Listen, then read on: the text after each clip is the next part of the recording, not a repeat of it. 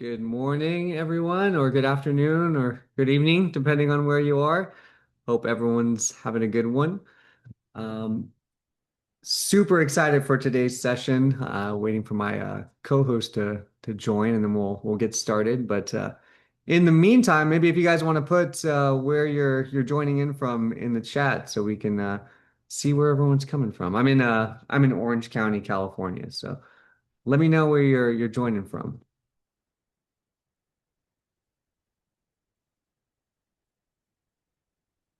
All right, we got UK, we've got Canada in the house. Nice.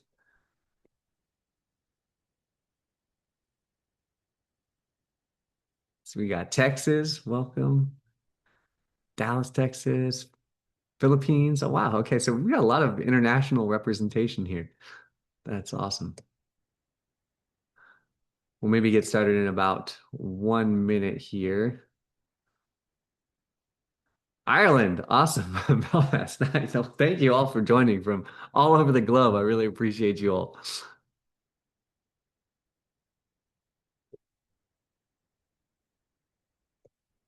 All right. Can everyone hear me okay in the chat?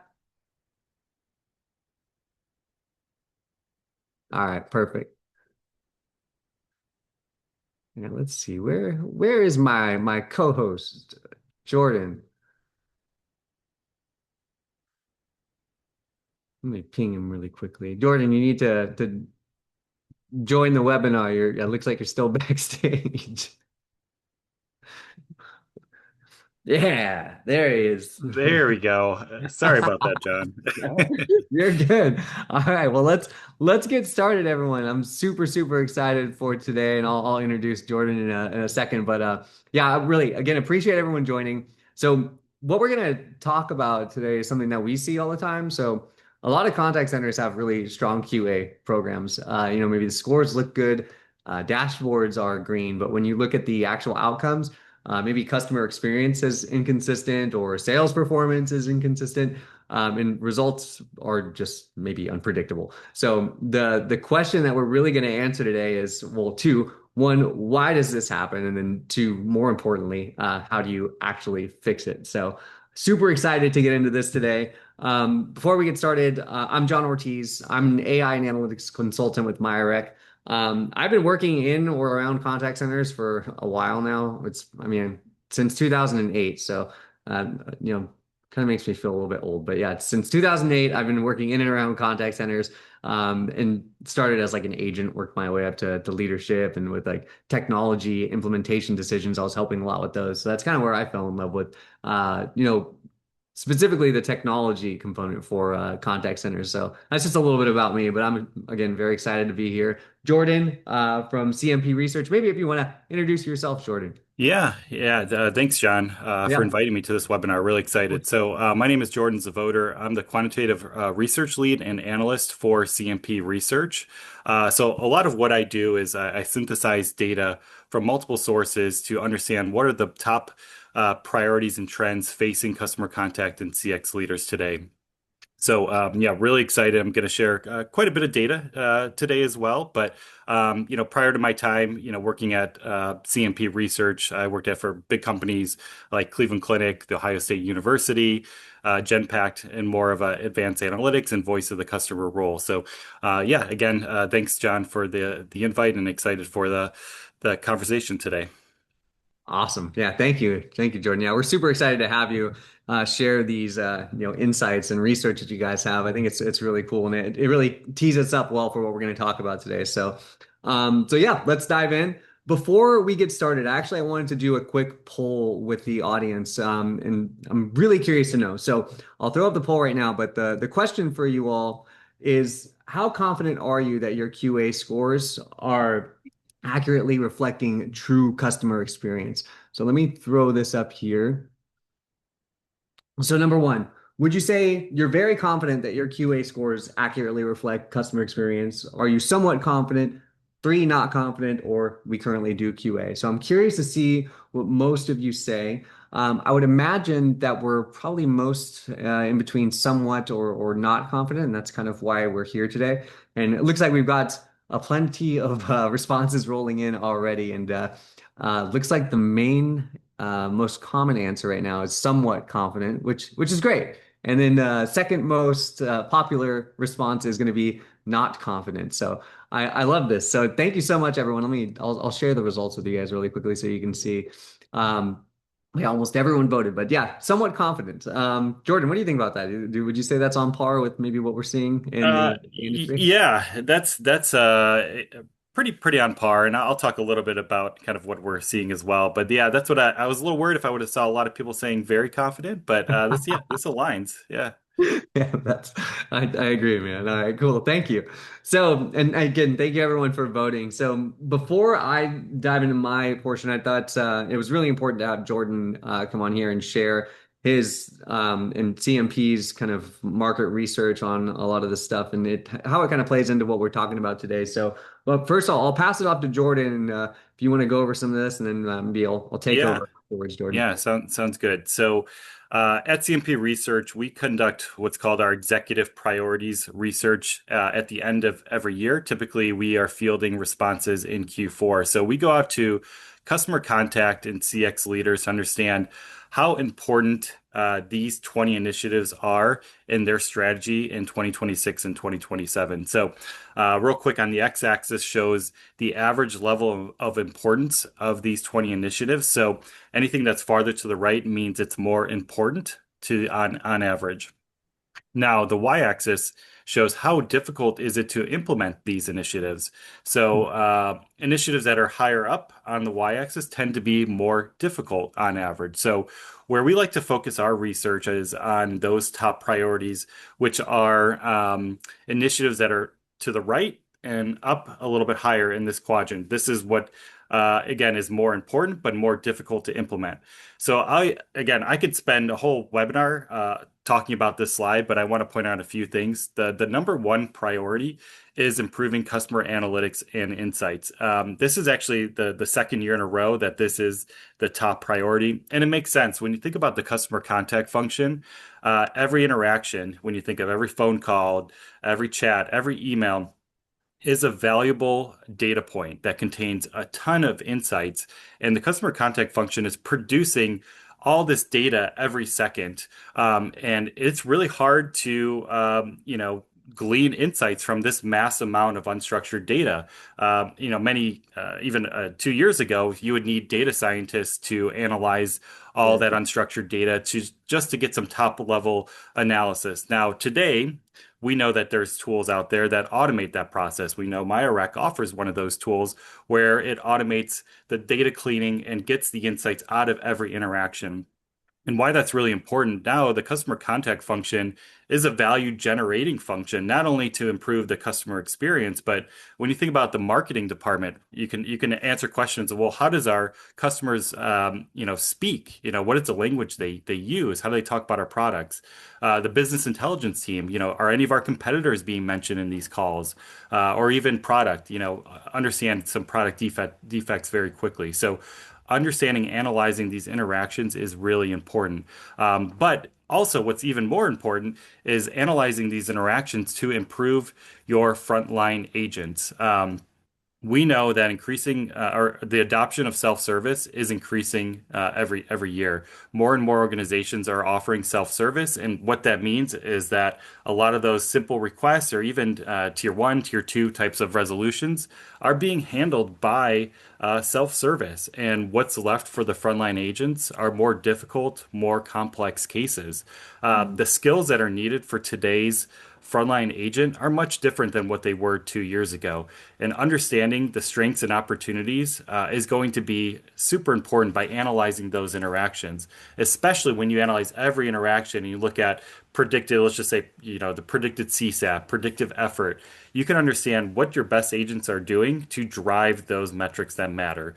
So the big takeaway here is yes, technology is at the forefront in these priorities, improving agentic AI, improving generative AI. But we can't neglect the frontline agents because they are going to have an impact on their skills needed for today. On the next slide, also shows top investment priorities going into 2026 and 2027. So among customer contact and CX leaders, the top priority is Agent Assist. Around 60% are making that a top investment priority, followed by customer analytics and insights products, chatbots, knowledge management, and automated QA/QM are rounding out. Above close to 50% are making that a priority. But now, what I really want to talk about is this idea of CX scores and or QA scores and customer satisfaction. We see this from time and time, and I know this is what we saw in the poll, but QA scores don't correlate with CSAT or any other main metrics. And it's interesting because I was just working with one of our clients this week, and we did a simple correlation of their CSAT scores among all their agents. And correlated that to their QA scores. And what we found was there literally was no correlation, but there actually was a slight negative correlation. So it was a weak, relationship. But that's all to say that, what is the point of the QA score if it doesn't determine a high, if you improve your QA score, it should mean a higher CSAT or a higher or lower effort or whatever the metrics that you're containing. And that's because we know when we talk to leaders, their QA score over the years has just been very bloated. New leadership might come in, they might add new types of things that they want to look out for or evaluate. Or many times they, are putting weird like weightings on certain categories. At the end of the day, it's just a very noisy score. And the point of the QA score is to determine, positive customer experiences. So one thing I would love for all of you to do, or even go back and maybe you already have this information, is to look at a simple correlation of your CSAT to your QA score if you have that data available. If there's anything, if you look at a correlation, anything, zero point 0.3 or higher is typically that threshold. But more times than none, when we see from our clients' data that there is a very weak correlation. And what really matters most is what's within that QA score that actually drives customer satisfaction. What are the behaviors that demonstrated on those interactions that actually have a meaningful impact on CSAT or on NPS or on retention, things like that. That is really what's most important, is really getting to a QA score that has the behaviors that truly matter. So John, I'll let you kind of take it over from here.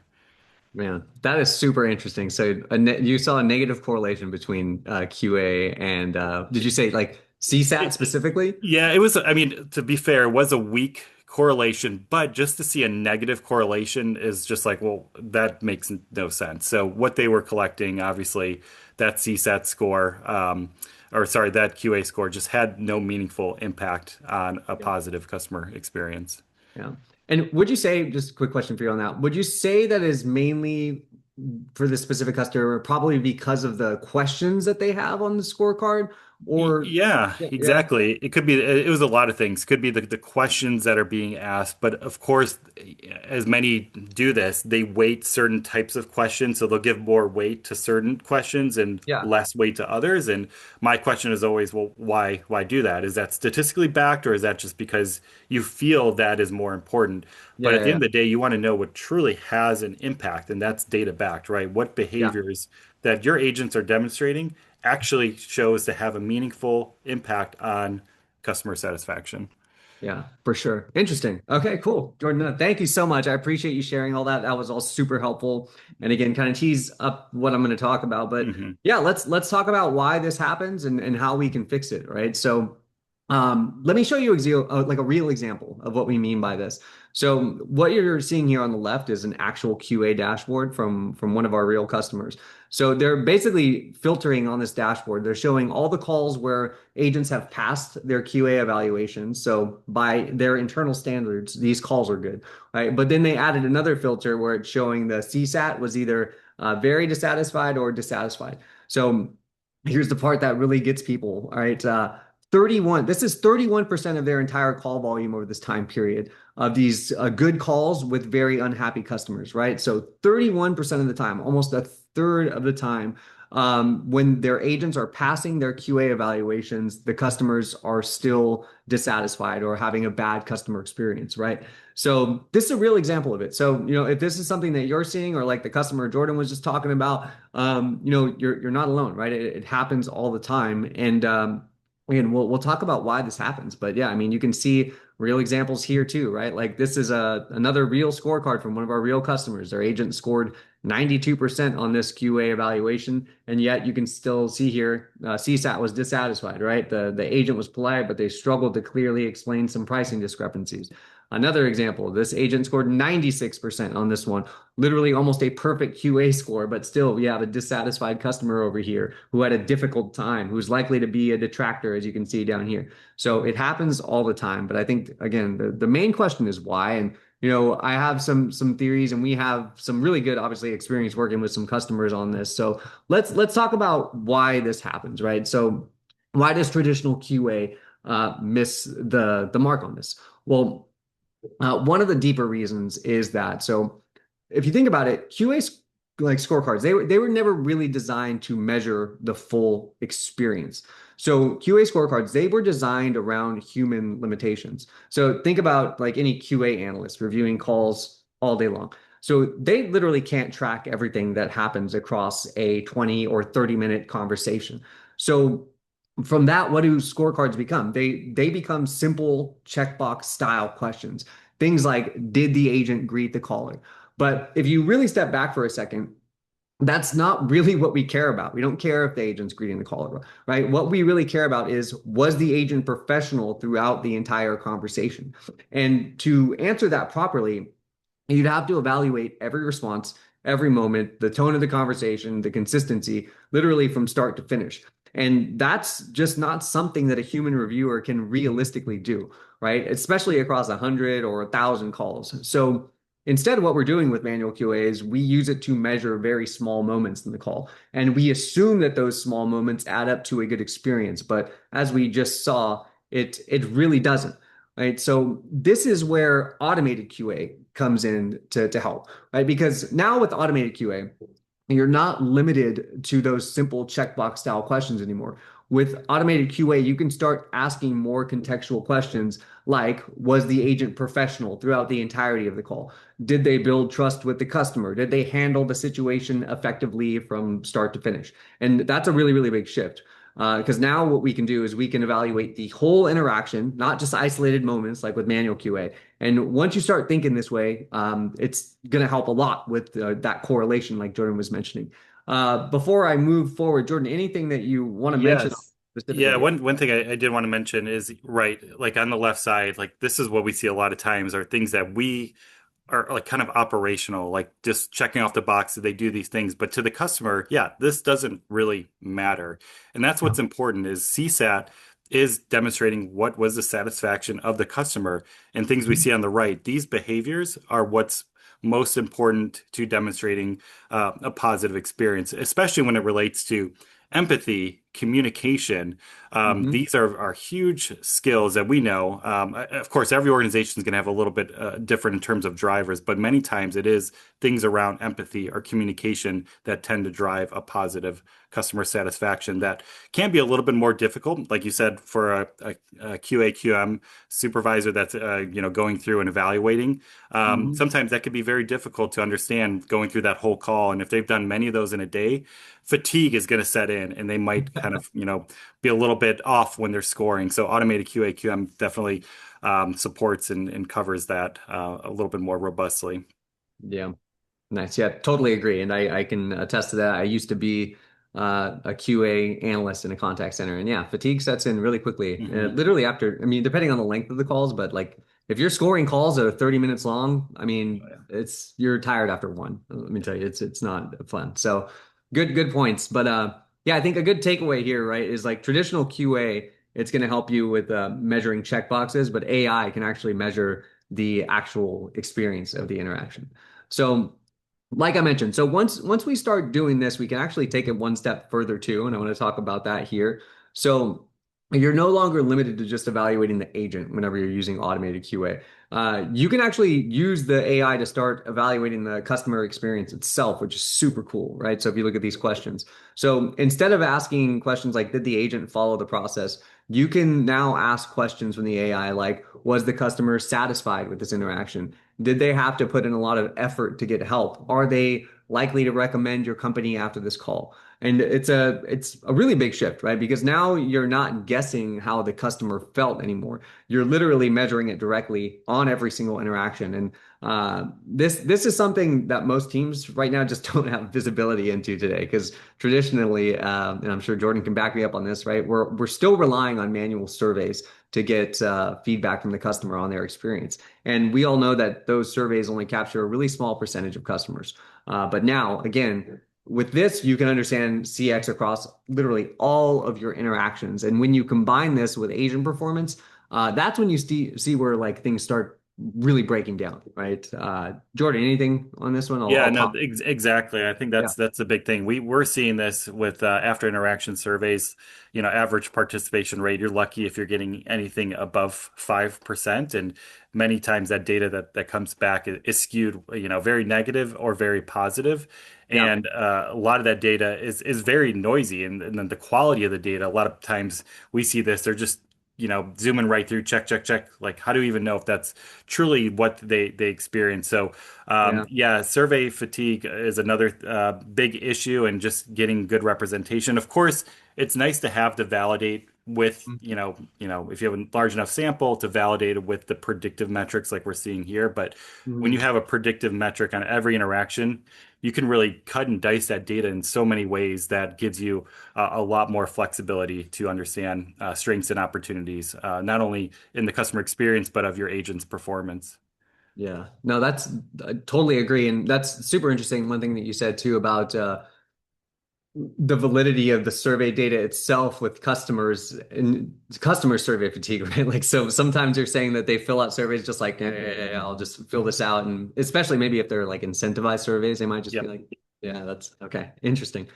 All right, cool. No, thanks, Jordan. That's perfect. And then from here, so obviously when we start scoring this on every single call, what's really interesting is now we can see some high level of these specific questions. So it really gives you clear visibility into CX, right? So like for example, was the customer satisfied with this interaction? In this like QA dashboard, now you can see the real breakdown, right? So you can see that, okay, 60% of the time my customers are satisfied when they're speaking with my staff, 40% of the time they're not, right? Or did the customer have to exert a lot of effort? You can see that most of the time they don't, but 32% of the time they do. So you literally see now, whenever you start asking questions like this with automated QA, when you're focusing on customer experience, the exact breakdown of how many customers are satisfied, how many are not, which ones have to exert a lot of effort, which ones don't. You can even ask questions about like retention, right? Like, is this customer likely to churn or not buy from us again? You can see the breakdown. Like, oof, 38% of the time our customers are having a negative experience towards where it might lead to them churning. And on this one, you can see 5% of the time they're mentioning switching to a different provider. So it's really, really cool what you can get when you start asking these questions. Take the focus away from the agent and focus on the customer experience, right? And using One both. thing Yeah, sorry, John, to interrupt. One you're thing good. I wanted to add on this is that what's great is that all these kind of outcome metrics here, what actually is driving, high customer satisfaction or the likeliness of a customer to not to churn, what are the behaviors that are being demonstrated by these agents? So they might be a little bit different. So again, Yeah. it goes back to what is most important to your organization, those outcomes, and being able to have these metrics on every interaction gives you that flexibility to say, okay, if this agent demonstrates this type of behavior, there's a higher chance that we can retain this customer. Or if they Mhm. demonstrate this behavior, there's a higher chance that that customer will be satisfied. So, again, having this ability, not relying on a survey to get all these types of metrics on a very low sample, now you have Yeah. an entire sample that you could do a lot of really powerful things. Nice. Yeah, awesome. That's such a good point. Yeah, thanks for jumping in there, man. So and that kind of perfectly segues into what I want to talk about next, right? Because this is all great, right? So, but I want to say like everything we just talked about, it is a big step forward, right? If you're not doing this already, with Auto QA, you can look at every interaction, you can ask better questions, and you can finally start measuring customer experience at scale. But even with all of that, there was still a gap, right? So at the end of the day, QA is still based on questions, mostly binary questions. So you might ask something like, was the customer satisfied with this interaction, like we were just doing? And you can see the answer. You see yes or no. But the problem with that is that tells you what happened, but it doesn't really exactly tell you why. So when we were looking at that dashboard in the last slide, you could see the breakdown of pass or fail, yes or no, right? But if the customer is unhappy, when you're looking at a dashboard like that, you still might be left asking yourself, okay, like what actually went wrong here? Like in that previous slide, like why were 40% of the customers dissatisfied? Was it the agent's fault? Did we miss something important, or whatever? Was it a process issue, a product issue, right? But without the context, it's really, really hard to fix anything. And I would say that's where the next layer comes in, because it's not just about scoring the conversations. We actually have to understand what's happening, especially in the negative calls, to make any really significant changes. And that's where AI powered CX scoring comes in, and you can use this in conjunction with auto QA. You should use this in conjunction with auto QA to really get a full understanding of QA and CX. So really quickly, like what is AI powered CX scoring? Well, I mean, it is kind of exactly what you would imagine it to be, right? So instead of relying on surveys, we can use AI to score or infer things like CSAT scores across every call, NPS scores, or customer effort scores, even customer churn risk, right? So the AI is able to look at every single conversation. It can tell you, why the customers are calling in, reason, outcomes, and even tell you, okay, what was the CSAT or NPS, NES, or whatever on all of these calls. And this type of visibility is very, very powerful. And Jordan, stop me if you have anything to mention here. Nope, all good. Yep. Okay, cool. Thanks, man. So basically, with this, before we get into how you can use it in conjunction with QA, there's a couple things I want to cover because from my experience after showing this to so many different customers, all the same questions come up. So I would imagine maybe some of you have these same questions. So first of all, everyone always asks, how the heck does it work, right? How does AI actually score customer experience metrics? So I want to show you, but if you've ever used ChatGPT, this will be very easy to understand, right? But basically, the way that AI scores CX metrics like CSAT or NPS is based on some instructions that we give it, like some prompts, right? Just like you would give to ChatGPT or your favorite large language model. So basically, what we do to have the AI score this is we give it a very detailed prompt or instructions. We tell the AI, score this on a scale from 1 to 5, this conversation, evaluate 5 key areas, right? Like issue resolution, agent performance, customer engagement, efficiency, extra effort. And then the AI can score the calls or the interactions on the scale from 1 to 5.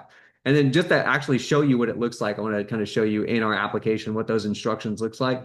Like here's an example of a prompt that we give to AI for it to score CX metrics, right? So just like I said, you can see, I won't read this whole thing, but there's just you're an expert in analyzing customer service interactions.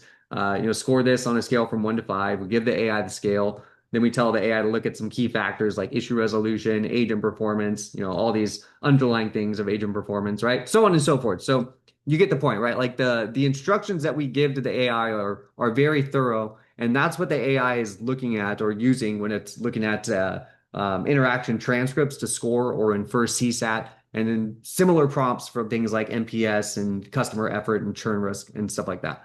Right. So once that happens, then we get interactions that look like this, right? So maybe I'll show you in this actual our actual application, right? So like in this example, it's saying, I'll just read this call summary really quick. It says, Eleanor called to complain that her mother's aide, Brenda, was seen using her mother's cell phone without permission.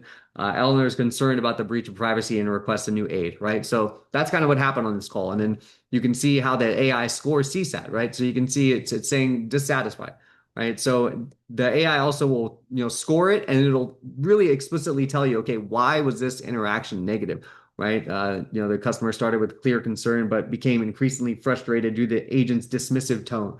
So we know that there was an issue. We know that the customer calling was dissatisfied. The agent was dismissive and things like that. So it goes back to what I was just saying, right? Like with the automated QA, we get these binary yes, no, why the customer, or not why, but was the customer dissatisfied? But with this AI powered CX scoring, not only is the AI scoring the dissatisfaction or satisfaction, but it's providing you with context on every single call as to why these customers are dissatisfied. And you can see it's also scoring other metrics like churn risk, right? Like I'd have to agree with this. This customer probably is likely to churn based on this, poor service and poor interaction with the staff and customer effort. It scores effort, right? This customer had a difficult time. And it's saying here that this customer is likely to speak negatively about the brand, right? Which I totally agree with all those things based on this call or this interaction which we just read about, right? So that's basically how AI powered CX scoring works, right? So we give it some instructions, it looks at those calls and scores it, right? Um, Jordan, I'll pause again. Anything else you wanted to add here? No, no, I think yeah, what's great about that is again the reasoning behind it, right? Instead of Yeah. just getting the score, going into a nice detailed summary for all those predictive metrics, which I think is super powerful. Yeah. And that kind of goes back to what I was mentioning before about like the power of insights to other organizations. Like you said, the NPS score, that could be great for understanding they're speaking negatively about the brand. Anything of that could be useful to other departments in the organization, again, is going to Yeah. be really helpful. For sure. Yeah, no, that's a great point. Great point.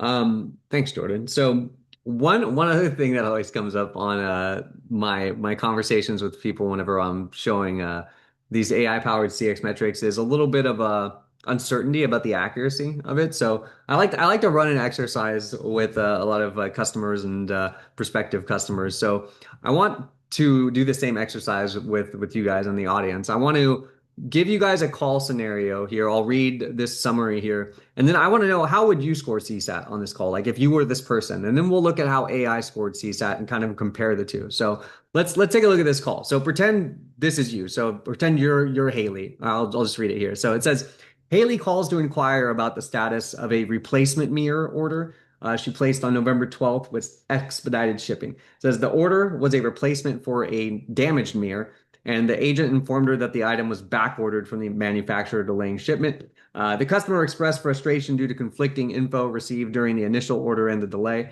The agent offered to email the manager who placed the order and send the customer a summary of the call.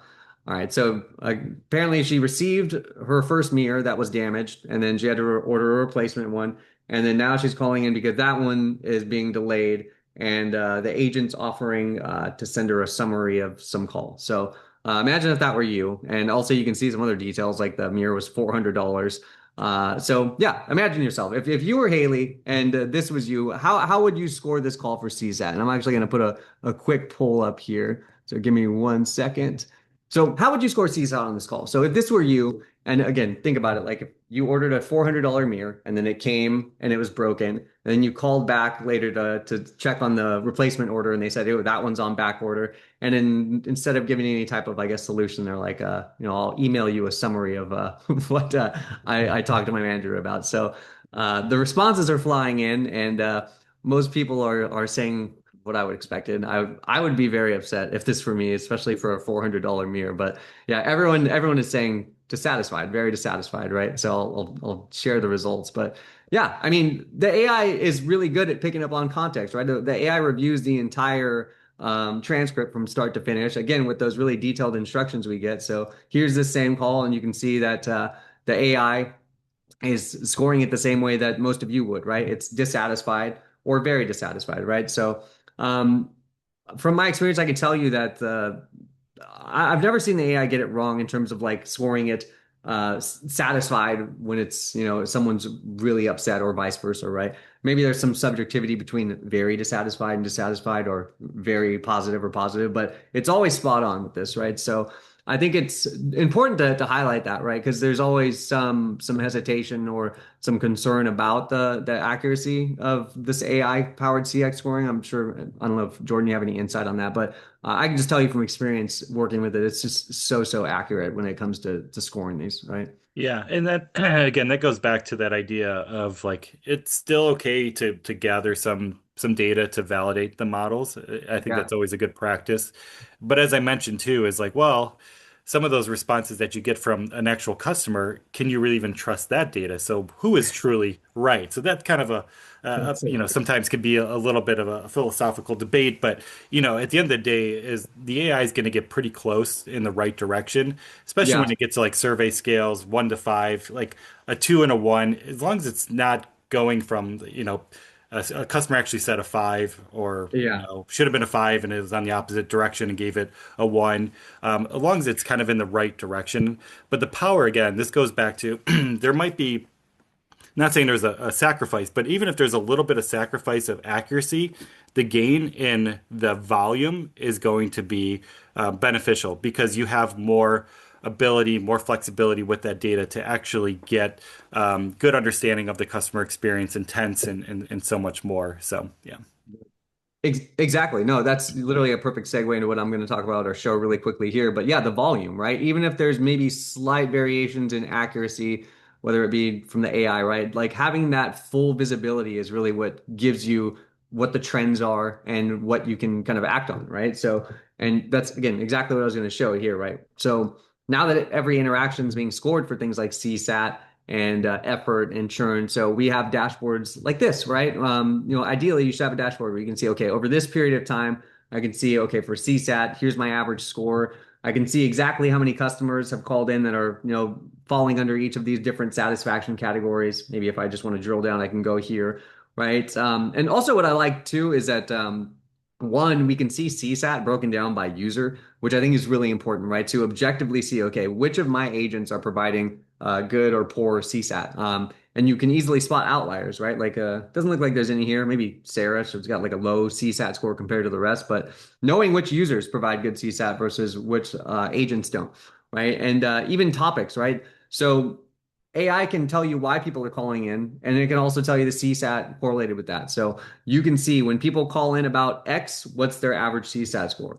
And then you can use that same thing, maybe customer effort, right? So I have an effort dashboard now because AI is scoring effort on every single call.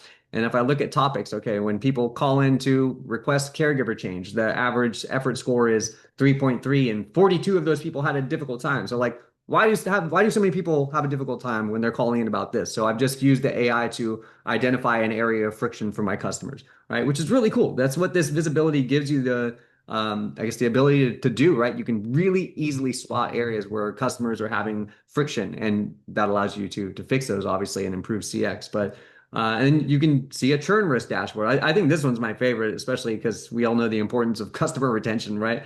Every call is getting scored for churn. I can see, okay, over this period of time, I had 80 customers that have churned or canceled their service, and another 47 that are at high risk of churn. So this allows me to actually have some time to do something about it too, because usually churn is completely reactive. You don't find out about it until after it's happened. But like right here, I can actually try to do something to save those customers, right? So that's what the power of this capability is, right? So you get complete visibility into every single interaction for customer experience, as opposed to like Jordan, I think you mentioned like 5% response rate from. Yeah, I mean, I mean, some are doing a little bit better, but we hear from many times it's a very low percentage that actually Yeah. respond, and then after the fact, after going through and cleaning data, removing straight liners and all that, it might be less. Okay, got it. So yeah, so and then maybe to bring this all together, right? So how does this impact our QA, or how do we use this to help us with QA and CX, right? So bringing this all together. So what we're looking at here is QA scores basically side by side with actual customer experience scores on a per agent level, right? So for each agent, you can see their QA scores, but then right next to it, you see their average CSAT scores, their average effort scores, right? So if you want to take a look at this for a second. But this, I would say this is where things get really interesting, because now what you can do is you can start spotting any type of disconnects almost immediately. For example, like if we look at this agent, Sarah Anderson, so she has some really solid QA scores, right? But really low CSAT, really low effort scores here. And that's exactly the type of thing that we were talking about earlier. So on paper, the agent looks like she's doing a really good job because she has a good QA score. She's actually got the third best one out of all of them, right? But the customer experience is telling a completely different story.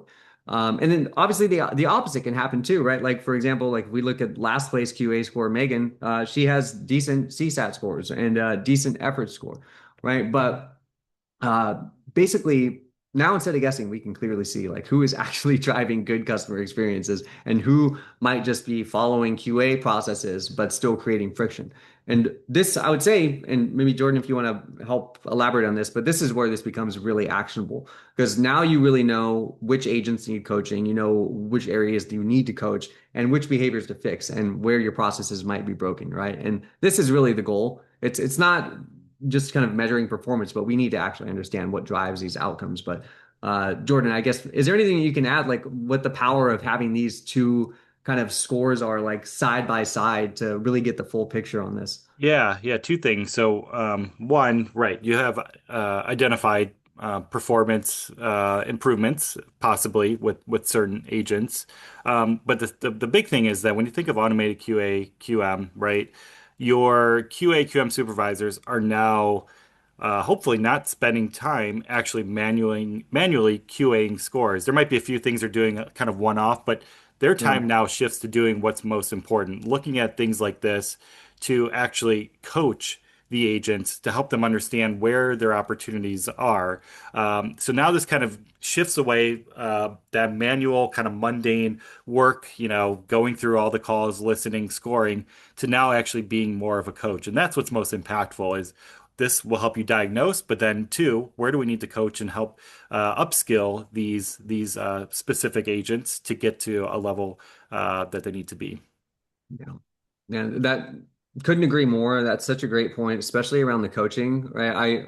We always stress this with our customers that like this is just the first step, right? Getting the visibility into where there might be performance issues is step one, right? But the real change isn't going to happen until you actually coach to it, right? So that's the most important part is coaching to these I guess behavior issues or process issues and fixing them quickly, and then reinforcing that with coaching, coaching, coaching. And that's where we've seen the real change happens. And another part too that I haven't really shown, but that's been really, really effective for our customers is automated coaching, right? The AI is, especially in the auto QA, is really powerful and can generate automated coaching for every single interaction, right? And actually, I want to talk about this too. This one of our customers. I want to tell you guys about a case study or real example of one of our customers using these two things like QA and CX scoring to have some measurable impacts. The case study is actually a resource in this webinar. So if you guys want to download it, it's a part of this. So you should be able to do that, or if you want it after. But one of our customers, they were an internet service provider. They came to us. They were manually scoring calls, so maybe 1 to 5% visibility and low CSAT scores. So that was their goal, right? They wanted to use this type of technology to improve their QA scores, their visibility, and CSAT. And let me tell you, so this is real customer example. So in just 2.5 months time after using our software, so when they first came to us in February, their CSAT score that we saw with the AI was on average 3.2. After just it was actually 2.5 months later, we saw a 3.7 percent, or sorry, 3.7 overall score in CSAT. And I see Nicole is raising her hand. I don't know if you have a question. Maybe throw your question in the chat and I'll come back to it right at the end. So I promise we have a Q&A dedicated time. But anyway, so this customer in just 2.5 months time saw a 16% increase in CSAT. Another thing that was really, really cool over that same time frame. So sorry, skipped ahead. So whenever they first started using our software in the first month of February, 183 of the people that called into their call center ended those calls as very dissatisfied. Just 2.5 months later, over that same time period, only 44 customers had a very dissatisfied kind of interaction. And then same time frame. So when they first started, they had 96 people that called in that ended the call that were very satisfied. And then by April, mid-April, they had 492 people over that same time frame. So if you don't believe me, to back it up, I actually have screenshots of their dashboard so you can see in February, right? Here's their CSAT. And then in mid-April, 2.5 months later, 3.7. And it's basically the same amount of calls, right, that we're scoring. And then you can see those drops, right? Like 183 dissatisfied people in this amount of calls down to 44. 367 people that were dissatisfied down to 145. And then the huge jump, 96 very satisfied customers up to 492 in just 2.5 months. And really what they lean into was obviously the auto QA. They heavily, heavily utilized the automated coaching, right? I think what they had their agents do is before they started taking calls every day, they had their agents review at least 3 to 5 calls with automated coaching from the previous day to see what the AI was saying on how they can improve, and they said that was insanely effective for them, right? And another thing too that I don't even have listed here, but it's in the case study. They also had a 42% improvement in NPS scores over this time. So just a really great example of how using AI powered automated QA and then pairing that with the CX scores are just so powerful and how they can have such a quick impact. It was pretty crazy. I wasn't even blown away by these results from this customer. All right. Jordan, anything to add? No? Okay, cool. All right. So to wrap it up here, some key takeaways, and then I'll get to your questions, everyone. So obviously we found that traditional QA doesn't equal customer satisfaction. Jordan even said he had one study where there's a negative correlation there, right? And then auto QA is obviously a really great starting point. And a must have, I think, if you want to start improving CX and QA at the same time. But AI powered CX metrics, I think, in my opinion, are what really help you uncover the full story, right? So you can see QA scores, you can see CX scores across every single interaction. And when you combine these insights, obviously it's going to help you with driving better coaching, making better decisions, and you actually see real results like the ones I just shared with you, right? Like proven impact. This one customer, after just literally 2.5 months of using, 16% improve or increase in CSAT, 42% lift in NPS. And then, of course, ultimately, like, and especially for you directors and VPs out there, like, what's the end result of this? Well, we're going to improve customer experience drastically. And the byproduct of that is we are going to reduce customer churn. Or if you're a sales contact center, we're, measuring kind of like sales effectiveness, we can increase revenue, right? So ultimately, we're going to recover depending on the size of your business and call center. But if you're reducing churn or increasing, revenue or sales, we're going to recover thousands, if not millions of dollars by using this stuff, right? And we've seen this happen again and again. So some real expected results and some great byproducts of improving CX, especially reduced churn, right? So I think that's pretty much it. So one thing I wanted to mention, so if any of this is interesting to you guys, or you want to even just like talk about this a little bit more with me or my team, there's a strategy call that we can do. So on this call, basically what we're going to talk about is we're going to have a focused conversation about your guys' customer experience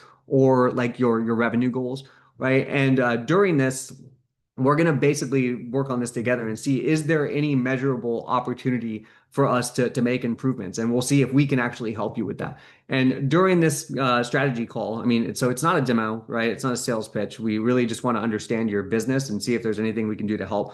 So let me know. I put a poll up. If you're interested in talking to us to see how this might be able to help you, let me know if you want to talk about increasing your QA accuracy, your scorecard effectiveness, if you want to improve CSATs, NPS, customer effort, or if you're focusing on decreasing churn or all of the above. Feel free to put your vote in right now, and I'll leave the poll up for a minute here. But yeah, I mean, if you guys are interested in having a strategy call to discuss this, just let me know because yeah, we love just sitting down with customers and learning more about their business first of all, and then seeing if there is really any opportunity for AI to help improve that, right? So. That's it for me. Jordan, before I go to QA, any other last comments or anything that you Uh, no, I see a lot of questions. So I definitely will let you get to those, yeah. and I'll chime in where I can help answer Uh, anything. all right, cool. Sounds good. All right, let me see if I can pull up these questions in the chat. Thank you, everyone, if you submitted some questions. So, all right, let me zoom out here. Okay. Do you find technical? So, John said, do you find that technical impairment that the agent may experience affects CSAT score, like latency and voice quality, etc.? That's a good question, and um, that's not something that I've seen personally with our customers. Jordan, I don't know, maybe you can actually probably answer this one a little bit better than I can. But is Yeah. there any research on that, like technical impairment? Maybe if an agent isn't really good at utilizing the tech stack, maybe by no fault of their own or some fault of their own, has that had a real negative impact on CSAT?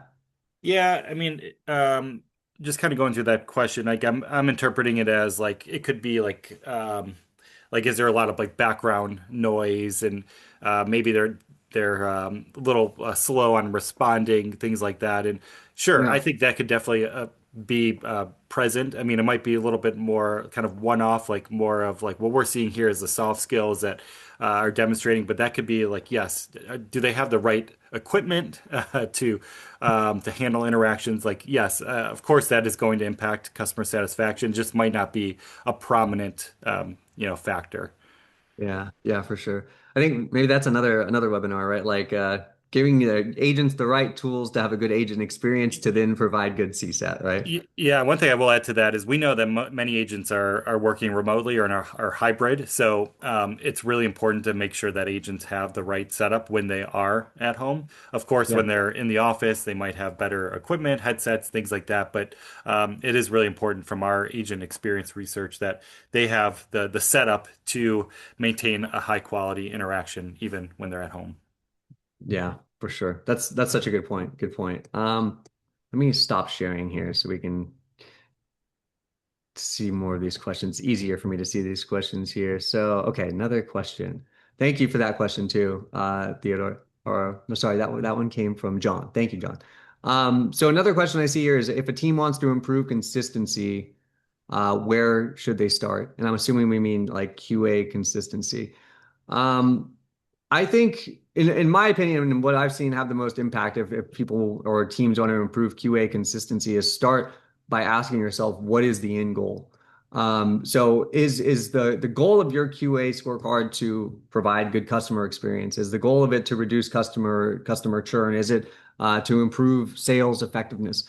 Right? Because again, like we talked about earlier, and what Jordan said too, the bloated scorecards and the kind of checkbox style scorecards. I think those are what kind of maybe hurt consistency. So I think as long as you have your end goal in mind, go back and maybe look at your scorecard and really carefully scrutinize each question. Does this question help us reach this end goal? Right. Jordan, I don't know if you have anything to add to that, but I would say that's where we should start, right?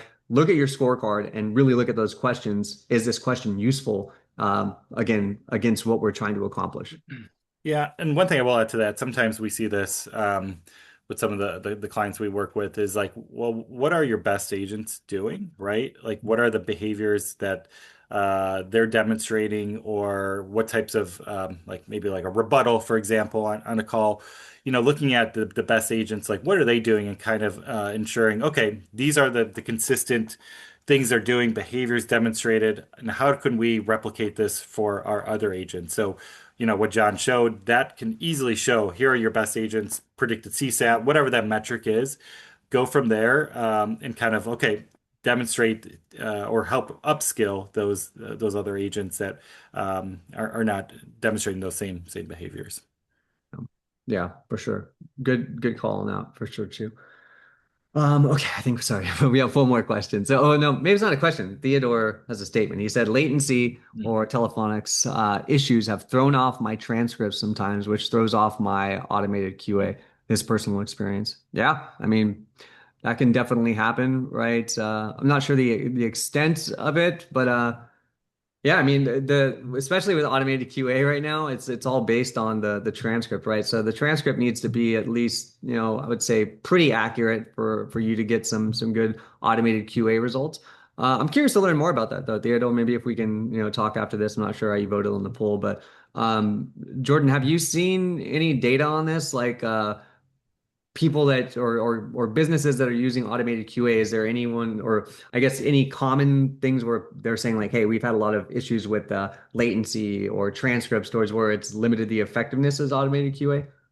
Yeah, I think anytime, if the transcription is off, of course, what is being evaluated, it's not going to be as accurate. So it does start with that transcription and understanding, how accurate that transcription is going to help feed, the automated QA, QM, all the analysis of that interaction data. So, yep, I would say, of course, it matters now. A lot of things kind of go into that, but yes, that transcription accuracy is going to be important. Yeah. But yeah, at the same time, though, I think it's really important to always remember this and keep this in mind, especially when you're using AI to analyze and score things. That it doesn't need to be even close to 100% accurate, right? I would say maybe 80%, 85% accurate. But the important thing is that is the AI able to show you the trends, right? So I've seen this a lot with some customers. They get really, really hung up on the accuracy of maybe one scoring question, like did the agent greet the caller? They say maybe the AI isn't picking this up at the beginning of the transcript, and they lose sight of the whole goal, right? It's like again, it's not important if the agent's greeting the caller. We care about professionalism throughout the entirety of the call. So just keeping in mind and remembering when you're using AI, it doesn't need to be perfect. It needs to show you the trends, and that's exactly what it does, right? So just I think setting that expectation and keeping that in mind when you're using AI right now is super important. I don't think I see any other questions. So just want to, I think we'll wrap it up here. I want to say thank you again, everyone, for joining. I hope you guys found this production or this session productive. Again, we have some resources down there, some case studies. If you want to speak with me after this, feel free to book a strategy call. If you voted in the poll for that, I'll definitely follow up with you.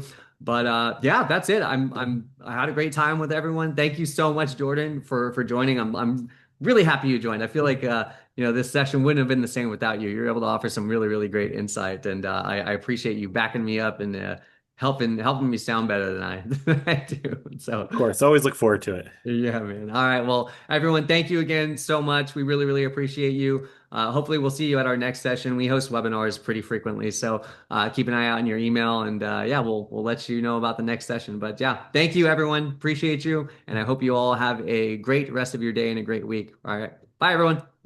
Thank you.